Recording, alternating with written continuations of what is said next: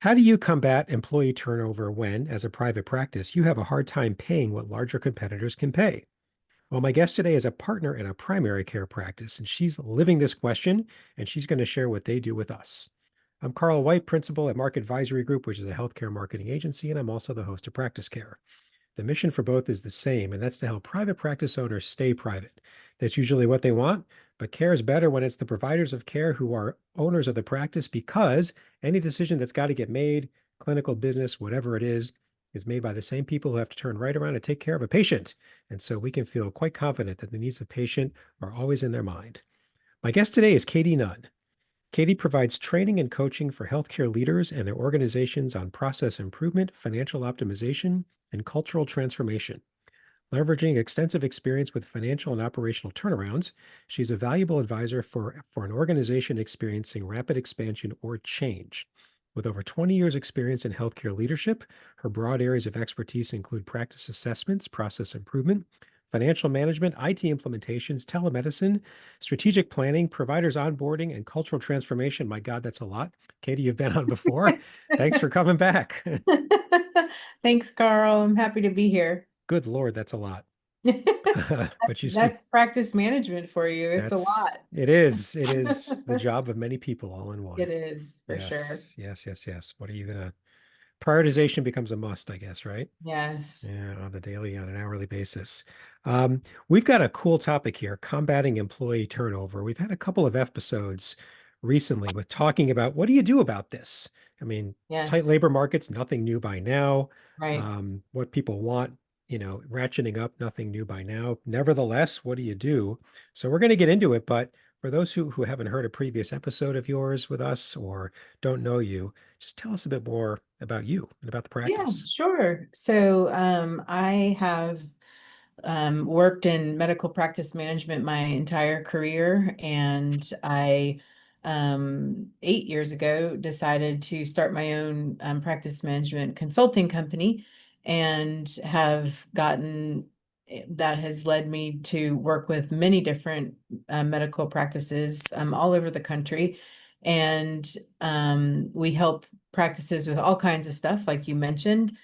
We do revenue cycle management. We do financial management, like accounts payable, payroll, HR, recruiting, HR guidance. I have a whole team of people that work with me. So I have, HR specific people. I have accounts payable people. I have controllers. I have, a great team. And so when we go into a practice, it's not just me that you're getting a whole team of people, which makes it Hmm. um, great because you're getting a lot of good minds that go along, because it's hard to find one person that's good at all of those things, right? So and then I Those who say also, they are red flags.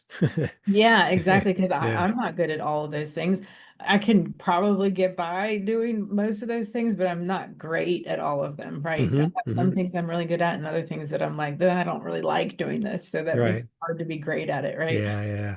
And then I also, I early in my entrepreneurship, I partnered with a family medicine physician who had just started a practice, and we have grown that practice into a 25 provider family medicine, sleep medicine, weight loss medicine practice that has 3 locations, and so it's been a wonderful like relationship, because we get to do some of the things that we find helpful in our own practice and try them out.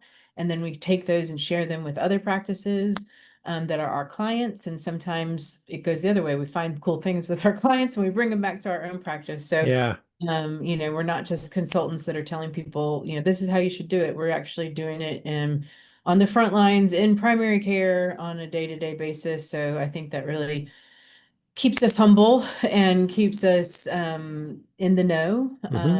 a lot of things. So it's been, I can't, it's hard to believe it's been 8 years since we started all this, but we have 111 employees altogether now, and we're doing great, and I love it. So that always helps. So yeah, you've got your unique to my world, at least, where you're a partner in a private practice. So one of the owners of a private practice. Right. You also consult to other practices. So you see, we're talking about employee turnover. You see it for yourself, and you Yes, also see it with your clients. correct. So you're seeing a lot of what works, what doesn't, different types of turn. Like you're seeing a lot. Yeah, yeah. And I would definitely say that this is the toughest labor market I've seen in my career. Hmm. Um, just with trying to get people to show up for interviews is really tough. I mean, Yeah. like 50% no-show rates on interviews. And competing for jobs with a whole new line of types of employment out there, like, driving for Uber or door dashing, Hmm. like there's just a lot more options out there for like entry level positions like front desk staff and call center Hmm. staff, those kinds of things. But this goes for not just like staff, but for providers too. I mean, burnout in medical providers is definitely a real thing that is happening Yeah. more and more. I feel like we've been talking about provider burnout for probably 10 years, but I feel like now I'm like seeing people leave their jobs because of it. And that is new. I feel like in the past, you've seen people just like, you can see the burnout in them and like see them starting to care less about their, maybe the job or the patients, and that's terrible to see. But when you actually see them leaving medicine or leaving a job because of burnout, that's scary for our country, really, because Hmm. Hmm. we all need a healthcare provider at some point. And my gut says it's probably ground zero in any form of primary care. That just seems to Yeah, be where just talk about pulling in many directions and not yeah, enough hours. But think about, I hadn't thought about that. You're a primary care, you're a physician. You trained how many years minimum? Like you want this debt, yeah, like you're in it. What yeah, it takes to get you to say, I don't want this anymore. It must be yeah, monument. Like it just must be monumental. right. I mean, God, that's just wow. Scary, right? Yeah. Scary. It's too early to drink, but tell you what, I'm not Right. even living it, right? So yeah. Yeah. So in your on the private practice side for you, talk a bit about your experience with turnover, just so we Yeah. can, you know, get So going on this.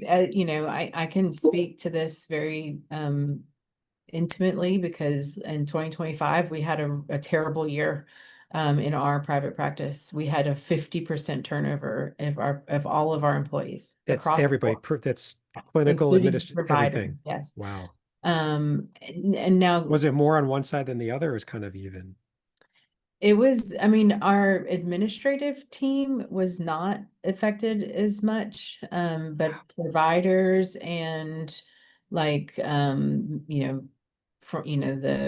support staff Yeah. were, it was basically 50% Wow. across the board. Okay. And it's like it started happening and it was like happening so fast that it was hard for us to like get ahead of it and correct it. And I think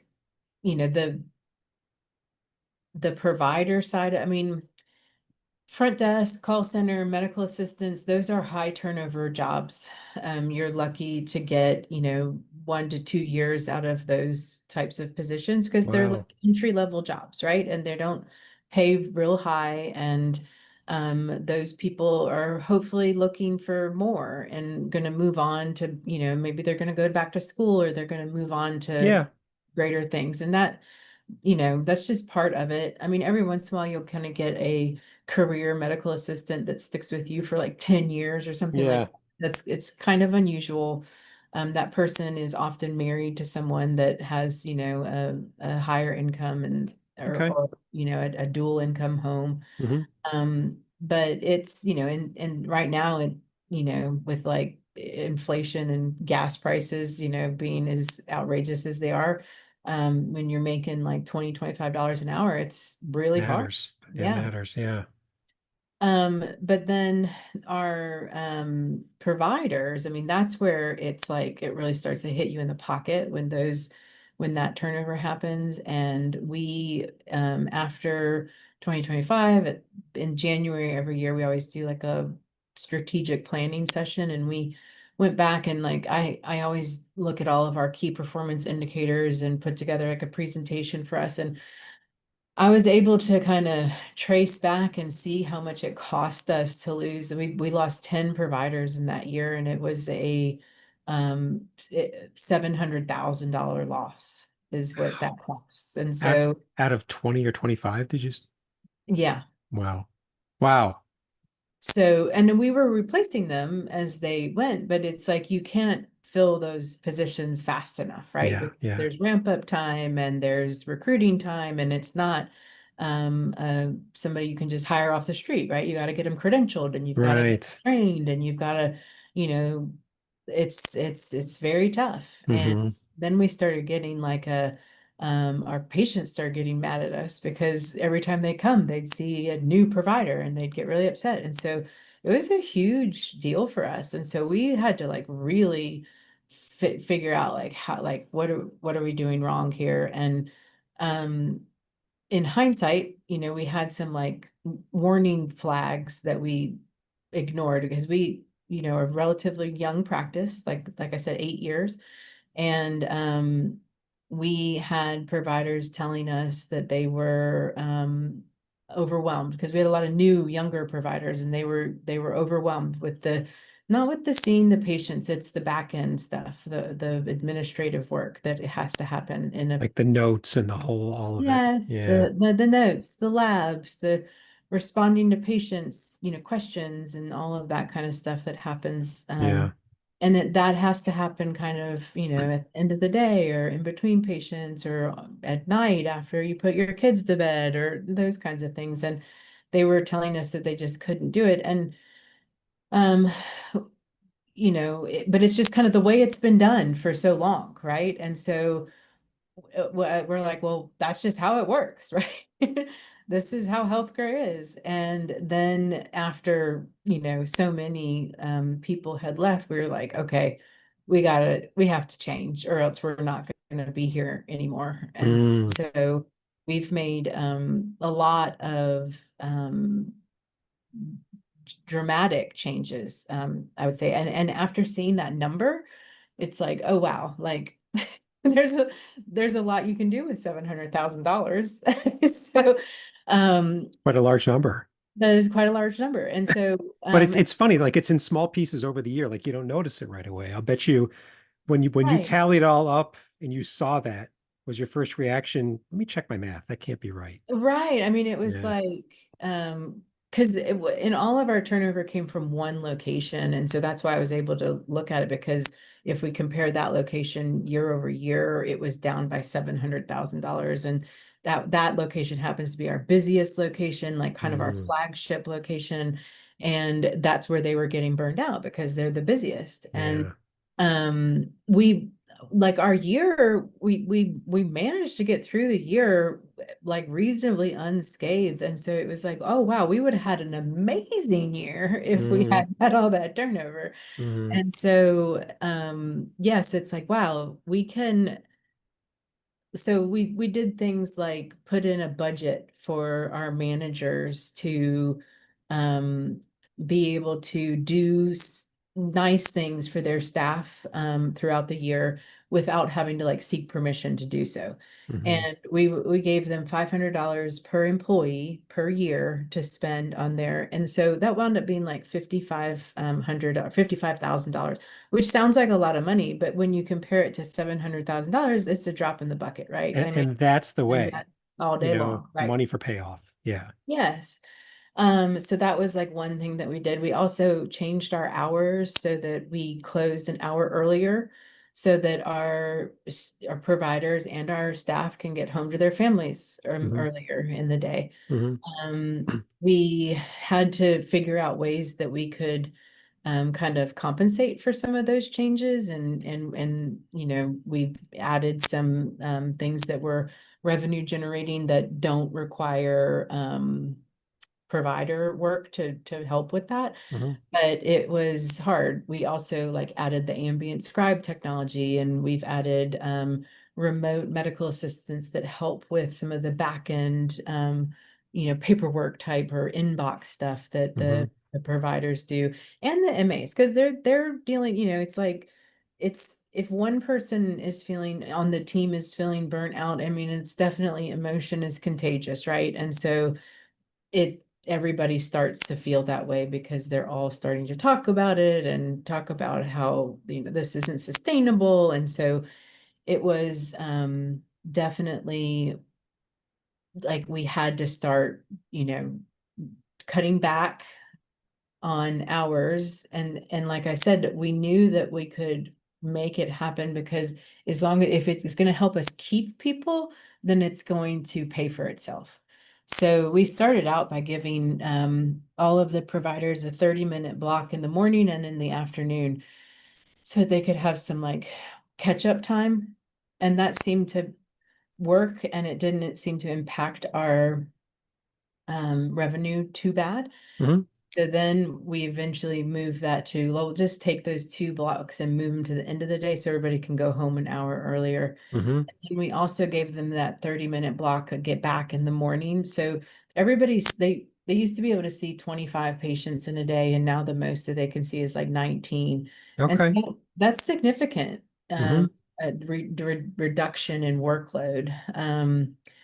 And that affects everybody on the team from a Hmm. volume standpoint. So Hmm. little things like that, like little moves to, and those aren't little moves. Those were big moves, but we felt like we could do it because we saw the data on how much that turnover was costing us. And so Hmm. we kind of made some big moves. Um, made a huge difference. The other thing that we really worked on was just building our culture. I always felt like we had a really good culture before, but as we had grown, it had, it can get away from you a bit. And we Hmm. realized that we needed to make sure that that the quality of our managers was really high. Because, you've probably heard it before, like people don't leave bad jobs, they leave bad managers. They join companies but quit bosses. Yes. Yes, Yeah. Yeah. exactly. Yeah. And so we've really worked on improving our manager quality Hmm. and giving training to our managers because they often aren't like classically trained. They're not like they've gone through like leadership training or stuff like that. They've kind of worked their way up. They were, good at front desk employees, so then they become the front desk manager. They don't always know how to like handle all the Yes. employee issues and stuff like that. And so we've been working really hard with them on how to deal with that, those soft skills that have become so important. And in this generation of our workforce, that those soft skills are very important. Yeah. And the way you talk to people and the way you support them and like the emotional intelligence is all just like so important. So we have made a conceited effort. So our turnover rate is down to like less than like it's under 20% at this point so far this year. So Wow. I'm so excited because Yeah. and zero providers are on that list. So so far this year, it's now almost the end of May. We haven't lost one provider. I'm knocking on every wood that I can. Yeah, I don't want to jinx And a thing. I'm not joining you. I'm not knocking anything. I don't want to, yeah, and we've I don't had believe that stuff, but I got to tell you what, I'm not I doing know. it anyway. I'm not tempting anything. And we've had a few employees leave, but they've like, been moving to a different state with their family and they're leaving or and they're like in tears on their way out because they're gonna miss us so much. I mean, and Yeah. that's the kind of turnover What are you you going want. to do about that? Like, that's sort of the Yeah, organic, exactly. natural, right. Right, Yeah. exactly. So it has made a huge difference. So I feel like, just to kind of like sum that up, it was like leadership and culture, giving our managers some authority to be able to like recognize their employees. Hmm. Like, maybe they know their employee is struggling to fill their gas tank this week to get to work, and so they can get them a gas gift card, and so that they like can fill up their gas tank, Yeah. I mean, and we gave them that budget of $500. And I would say that it's been a challenge for them to spend it because it's like, a lot of people and you're like trying to keep up with it all. Yeah. It's like a lot to spend that money. But it has like, you know, you buy them all a Starbucks and they're like, oh my gosh, thank you so much. You're my favorite. Yeah. Little It's gestures, amazing. Yeah, Yeah. those small gestures make such a big difference. But I want to go back, like it sounds like a big bucket of things that you attacked was Yeah. just workload. So you Yes. reduced hours, you Yes. added the ambient scribing. Yes. You really, it sounded like you really attacked the workload. Yes. Because that And was the big complaint was yeah, the burnout was coming from the workload. yeah. And you know, if you like my business partner is my age, he's been doing this for like over 25 years. He can see 25 patients a day and like get through it all and like get it all done. And so it was hard for him. He's a family medicine physician. Hmm. I'm not. Hmm. I'm a business person. So um it was hard for him because he's like, this is just how it's been done, you know. How it's I've been doing been done. yes. Yes. And you're a And savant, my friend, when, we'll just say it out loud. yes, You've got this uncanny ability. yes, So he yeah, cut from a different cloth and right. not everybody has the same amount of bandwidth. And I have said it several times that healthcare was built on the back of boomers and Gen Xers that were like signed up to work. Like, we'll work 80 hours a week. Let bring it. That's what we're here And we for. seem to think it's, yeah, And different that's episode. just Yeah. that's not the workforce today. And they're probably the smarter ones for it, like It's funny. I saw this is a totally different context, and I forget where I saw it, but it was, the generational complaint of these kids don't work hard. And the right. response was, first of all, we do. And secondly, you know what? We look at our parents who come home dead dog tired, exhausted, negative, and burned out. And we Yeah, eventually say to ourselves, why would I want that? They don't even right, want that. So right. why would I want that? And I'm like, my response to myself was, that's a really good point. I mean, Yeah. Yeah, you're I mean, right. we all have like hypertension and, Yeah. like heart disease and stressed out and You should want to be like us. Like, right, who would exactly. say that? I know. Yeah, And so it took us a minute to get yeah, over that, right? yeah, And realize that just because that's the way it's always been done doesn't mean that's the way that it's going to yeah. continue successfully. So I don't know if you can answer this question, but we take all the workload reduction things that you did, reducing Yes. hours, adding. Do you have like an approximate what that's costing, would you say? Oh, that's Just the tough. dollars, Yeah. just a rough ballparky. What would you Um, just hazard a guess on? I would hazard to say that it's probably in the range of like $200,000 to Hmm. reduce the hours. But again, that's still gonna, keep us ahead by like $500,000. And so Yeah, and and that's like that $700,000 is like doesn't I mean, that was just if we had that's been when you set stopped counting. low. Right, Yeah, it's right when exactly. you, yeah, yeah, So I think that delta could have been even bigger because like if all those people had stayed in 2024 through 2025, they would have been busier and more efficient and sure, like more mature sure. practices and so it could have been in like $1 million Yeah, of you know yeah, income. So but yeah, I think that the cutting back from going from 25 patients to 19 patients is probably about a $200,000 cost for us. And then the interesting thing is, like I mentioned, we gave the 10 o'clock break back to many of our or all of our providers, mhm. but then a lot of them wind up using it to work a patient in. Oh, really? Yeah. They cheat, air quotes. Well, Yeah. and like if they want to do it, fine. We're not going to stop them, but we're not going to do it to them. Hmm. Hmm. And so, but that also, if they have spots, the other thing that we did was added in a bunch of, as a young practice, we've kind of struggled with this because we've had ebbs and flows of busyness, but Sure, we have had to add in spots for last minute work and sick appointments sure. and like follow-up appointments because like sometimes you see your doctor and they want to see you back in 4 weeks, but they don't have anything in 4 weeks, so you have Hmm. to push it out. So we've added those kind of slots back in. And so that what that does is obviously gets your patients in when you need them, but it also keeps the providers from like providing care over the portal Hmm. because that's the alternative, right? Because you can't just leave them hanging. They're your patient. You got to take care of them. And so what winds up happening is you take care of them like with via phone or on the portal. And so Yeah. then Which there's is all these typically messages not reimbursed, right? not reimbursed, and it's all these messages back and forth. It's not the best care. And so being able to have them come in, we can bill for it and it eliminates all those messages, which is the part that they don't like. They don't like No. doing all those I messages. think it's one of the biggest crimes. I had an experience with that. I went to see an allergist and then she wanted to see me back and did all the tests and everything, bunch of prescriptions. She wanted me back in 6 weeks as a follow-up, but all my prescriptions had to be renewed in 4. So I message her on the portal, can you please renew them? And we start a conversation. It's in real time. And I'm feeling fine. Yeah. And don't crucify me, listeners, but it dawned on me. I don't know. Do I need to go back in 2 more weeks at all? Uh-huh. And so I message her. Do you need to see me in 2 weeks? I feel great. Pregnant pause.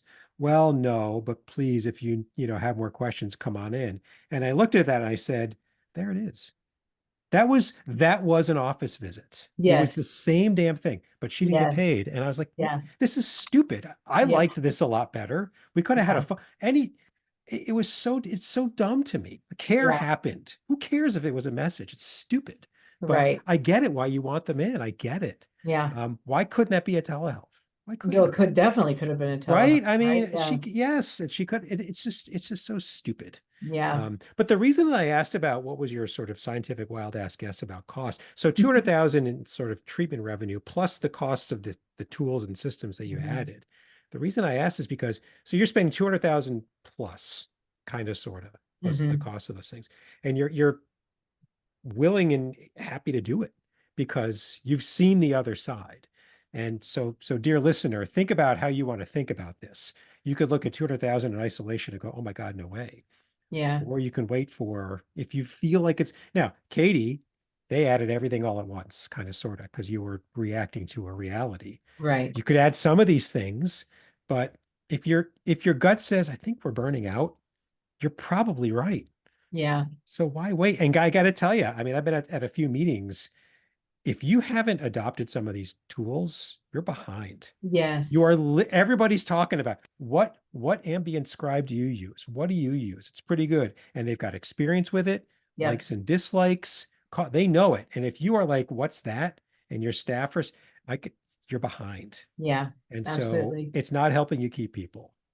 Well, in that, for us, it was like, I really felt like it was like do or die. It's You like, had this, like it was, yeah, you must act. So this is why this is a yeah. good episode. I It's like, so mean, it's listeners, if like you're not where Katie was, um, it's you easy will for me to be. say. I mean, do you want to get there? Like bring Right. in some of yeah. Yeah. And so, I mean, I'm a practice management consulting, and it kind of happened right in front of my eyes. I mean, I kind of I'm humble enough to say that like I'm not perfect, and Hmm. stuff can get away from me, and that was one of them, and it was a domino effect, and it was like it definitely a domino effect with our providers because like one provider left and went to a practice, and like three more went to that same. Oh, shoot. Yeah, so it Oh, was like, man. Yeah. but yes, like for us, it was absolutely, I felt like if we have another year like this, like You're it's toast. like, yeah, like number one, it was extremely stressful, and I Hmm. don't want to have that level of stress in my life again. Hmm. And number two, it's just not sustainable, Not I mean, sustainable. you can't Yeah. keep everybody's gonna eventually be like, this doesn't work. So Yeah. I'm just really proud of our team and our administrative staff for like sticking with it and like working the problem and really committing to making the changes and everybody being open-minded. And Hmm. now that we have an annual employee appreciation party in May. We just had it on Friday. Hmm. And the difference in the vibe this May from last May was extraordinary, That's and it awesome. made me so happy. Yeah. So let me ask you this, between what you guys tried and what you see your clients try to combat turnover. Anything you saw that was tried that just didn't work particularly well? Um, I think that the only thing that like wouldn't And not to be negative, just like watch particularly outs for well, it's listeners. just Yeah. like I think that sometimes in a practice that's owned by a lot of physicians and the physicians are all owners, that they can sometimes be the source of the burnout Yeah, just because say it. You could just they say it. I can can see be you're struggling negative. on what to Yeah. say. Just say it.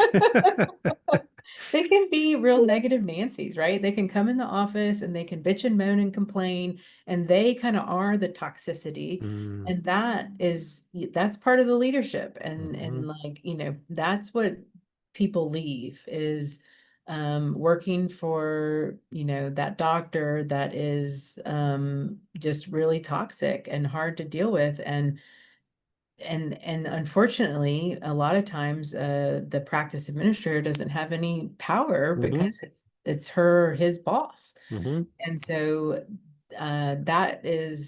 that's a really hard cycle to break. hmm So you have to have like a board or whoever the governing board is for that practice has to be willing to address those toxic physicians that are driving employees off because it happens all the time. I see that hmm in my consulting practices all the time, Yeah. where the toxicity is at the top, and that Yeah. is bad. One of the hardest things of leadership, I think, is that you really, the way I think of it is, you're an actor in a play. Like you can't be you, whatever that, unless you just happen to be this naturally gregarious, Yeah. check all the boxes. But you're kind of you're playing a role, and everybody's looking to you. Yes. And if you can do that, great.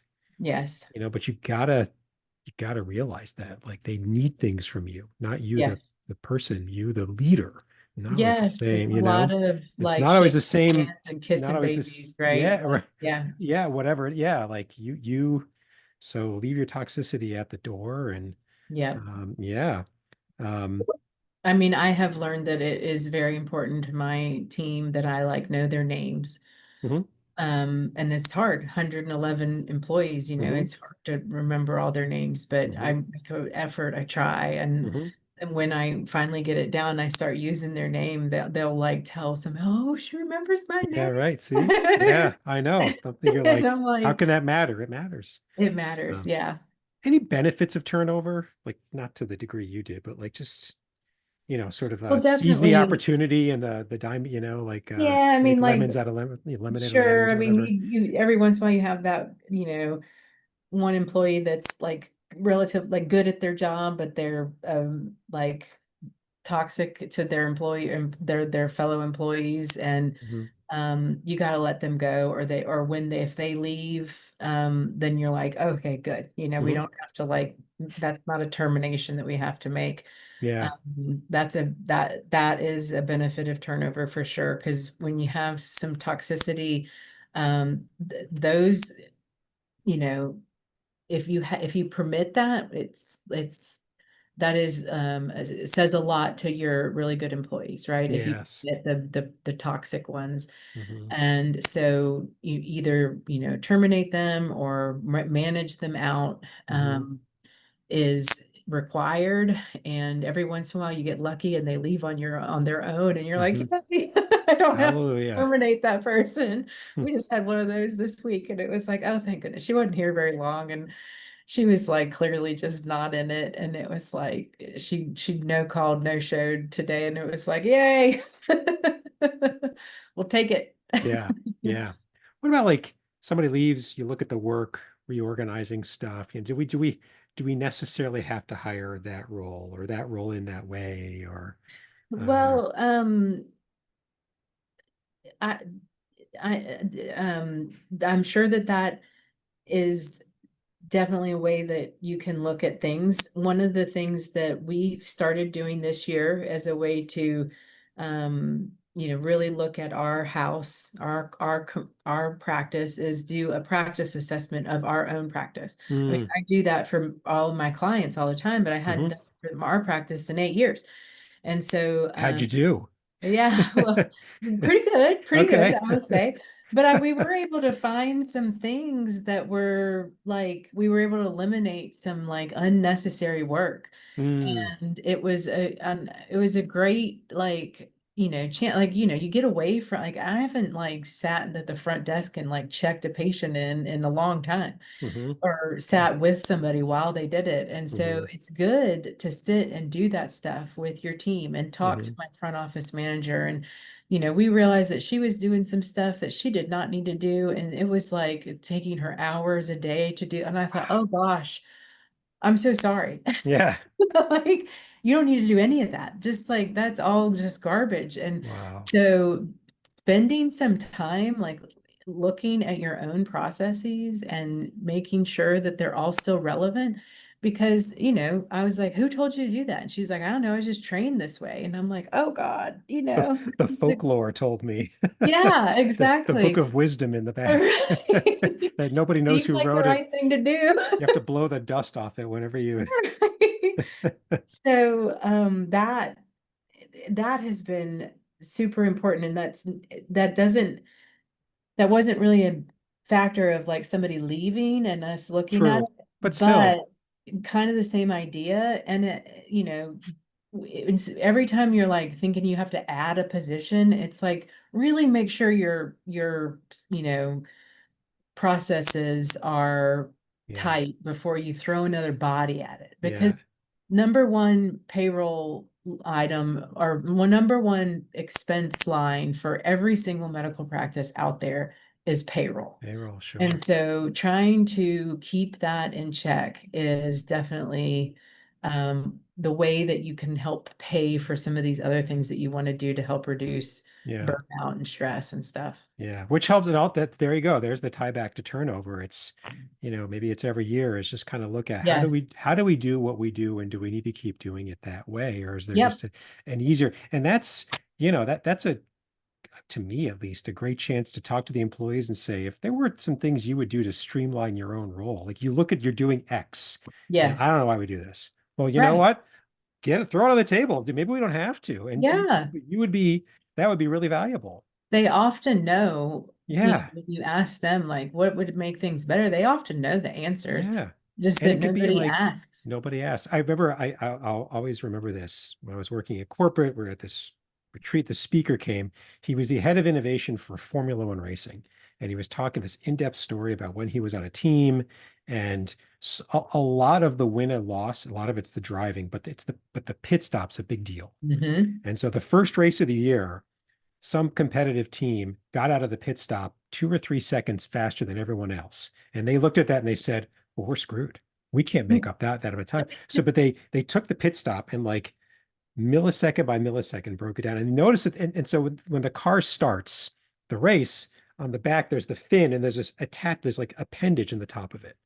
Hmm. And at the first pit stop, some guy races out. His job is to remove that. And he's got to do that fast enough. So one day the guy goes, what's that guy doing? He's taking the appendage off, whatever it's called. Why is he doing that? Because it's got to come off. Why is it there in the first place? Right. And nobody knew. It was just always there. Well, why don't we just not put it on? Right. And they were like, oh my God, we found 3/4 of a second or whatever it was. And they were like chipping Right. away. But it was just Yeah. like, look at what you're doing and how you do it and just wonder aloud. Is this, you don't have to reimagine it. Just look at the steps you're currently doing and go, do we need to do all of them? Yeah.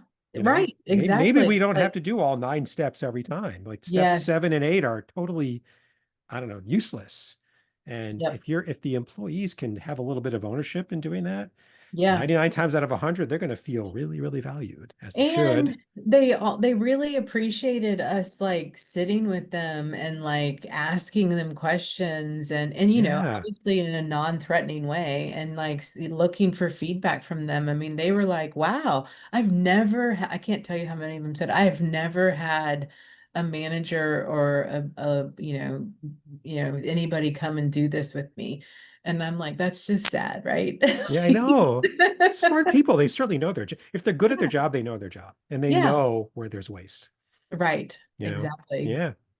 So that was a huge move for us, and we're still kind of in the process of doing it. We're doing it a little bit at a time at each Hmm. location, and I'm just so glad that we're doing it because I also have a new director of operations. And so it's been a great way for him to kind of learn all the, ins and outs of everything as well. So, you can't, sometimes you got to clean your own house, right? Hmm. And really look at your own stuff. And it's Hmm. like people pay me to go do that for other practices. And like, it's like, I got to do this for us. Yeah. And like you Yeah. said, annually would not be overkill. No, not Yeah. at all. Or even if you've got three locations, you could do one in depth every year and sort of a rotating, Yeah.